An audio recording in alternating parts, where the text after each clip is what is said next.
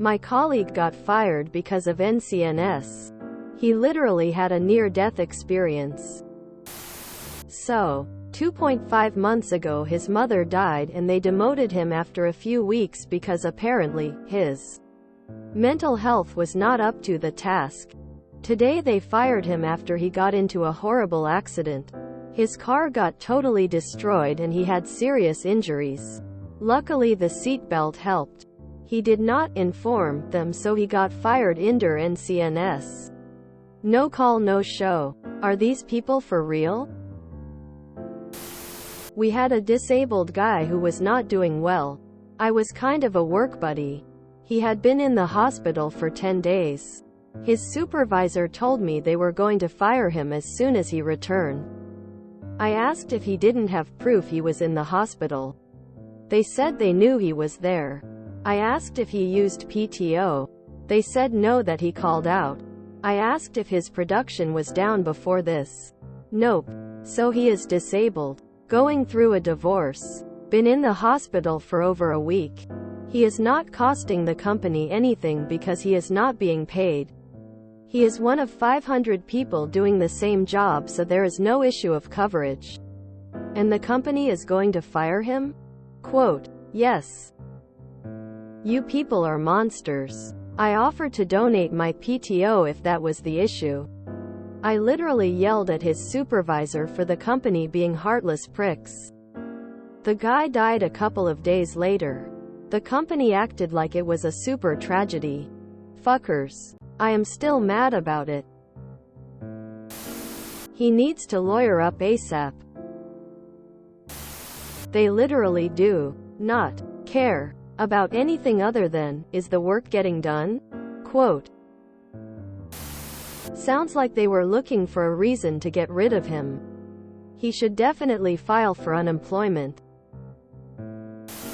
The beating will continue until morale improves.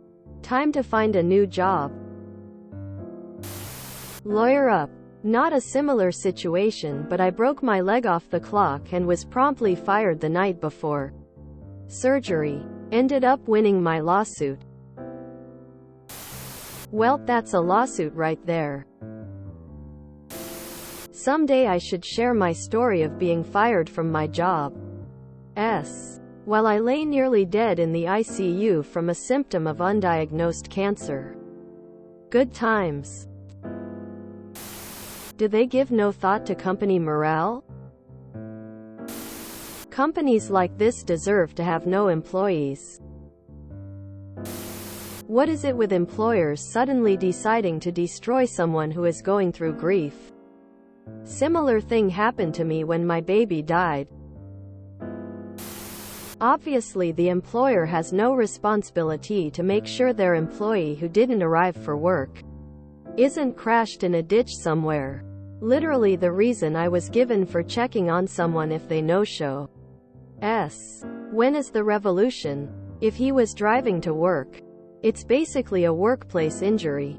At least in Australia. Which isn't as worker-friendly as I want it to be, but at least isn't the Hunger Games that is the US. Name of the company? I was suddenly hospitalized to undergo emergency brain surgery to save my literal life, and my company rewarded me with laying me off in the same week. Okay, sign 10 out of 10 experience. I drive for a living when I got hit by transport before Christmas.